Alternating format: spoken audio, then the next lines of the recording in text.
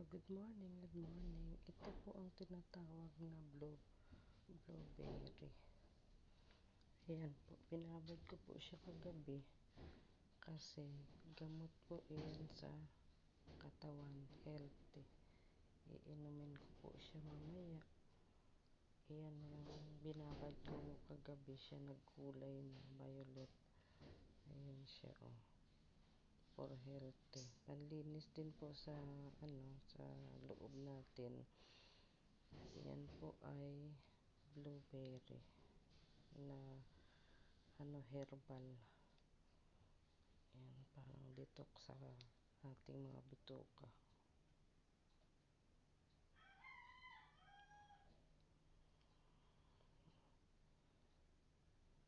Ito na siya, iinumin ko yan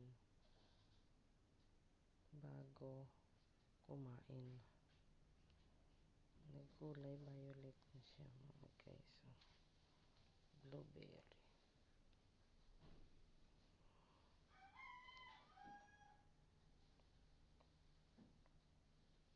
Sana makatulong.